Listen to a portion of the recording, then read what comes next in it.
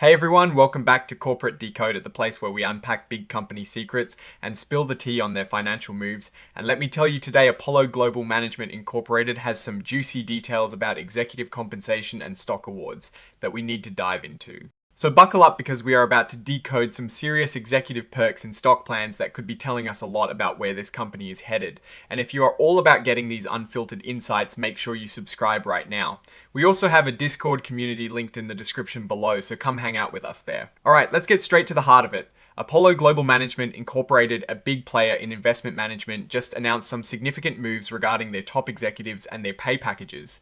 This isn't just about bonuses, it is about how they're rewarding and retaining their key people with long-term stock incentives. On the 9th of December 2025, the Compensation Committee, a group that decides on executive salaries and bonuses at Apollo Global Management Incorporated, made some important decisions. They approved granting restricted share units, or RCS, to two of their top executives. Think of RS as a promise to give someone company stock in the future, but with certain conditions. So who got these valuable promises? Well, Martin Kelly, who is the Chief Financial Officer, and Whitney Chatterjee, the Chief Legal Officer, are the lucky ones. Martin Kelly received RSs valued at $10 million, and Whitney Chatterjee got RSs valued at $13.5 million. That is a serious chunk of change, and it shows how much the company values these positions. Now, why would they do this? The filing clearly states it is to recognize their performance and, more importantly, to keep them around. This is all about retention to ensure these key people stay with the company through what they call a critical phase of the company's growth and transformation.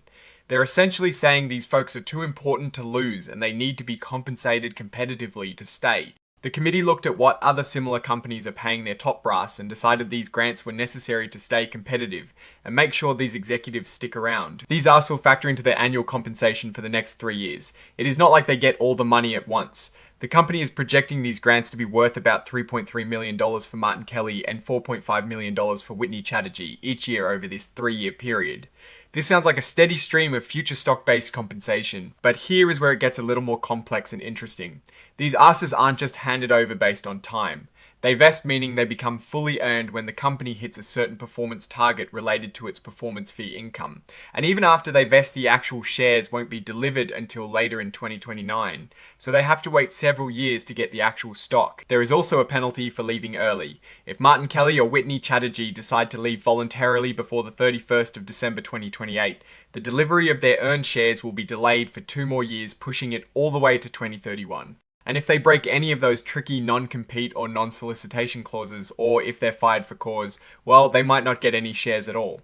Dividend equivalents, which are like mini payments on stocks, they do receive though. This whole setup is designed to make sure they are focused on the long-term success of Apollo Global Management Incorporated and its shareholders. But that is not all. Another executive, Scott Kleinman, also made a significant decision about his own stock awards. He has opted to defer the settlement of some of his stock awards.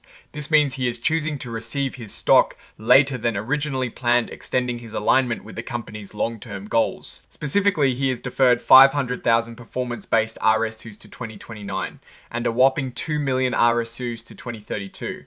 That is a huge number of shares being pushed way out into the future, which really signals his belief in the company's continued growth. This also means he will be entitled to dividend equivalent rights on those deferred performance-based RSs starting in April 2027, provided the company hits its performance goals. These deferred awards are part of his original grant from December 2021, which were previously reported.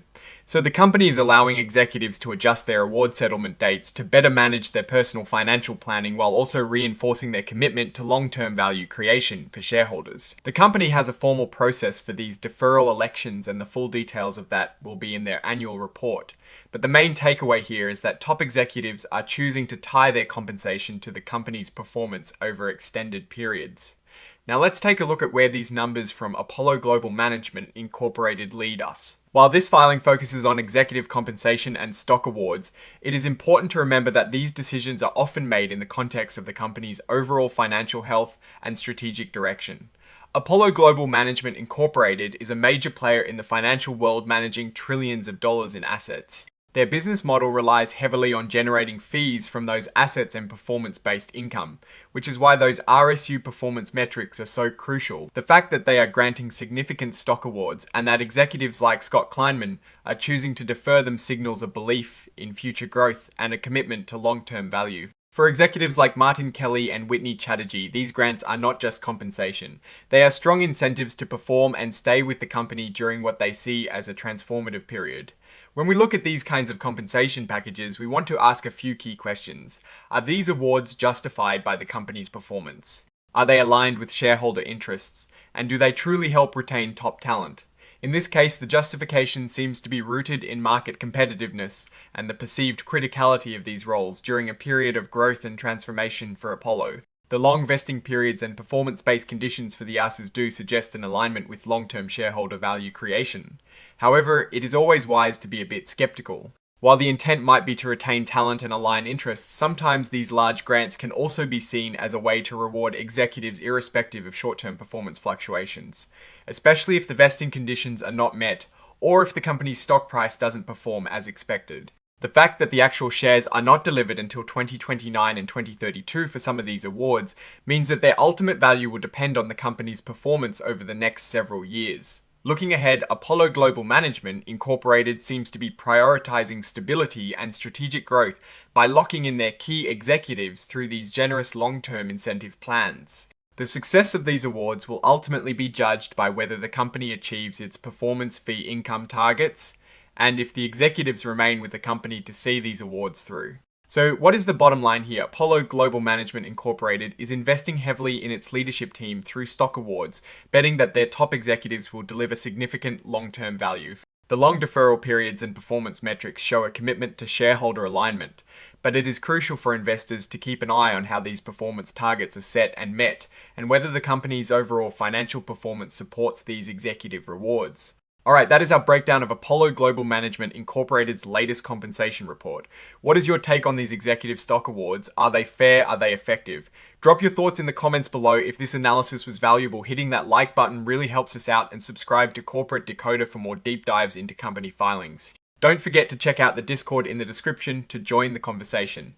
Thanks for watching. See you next time.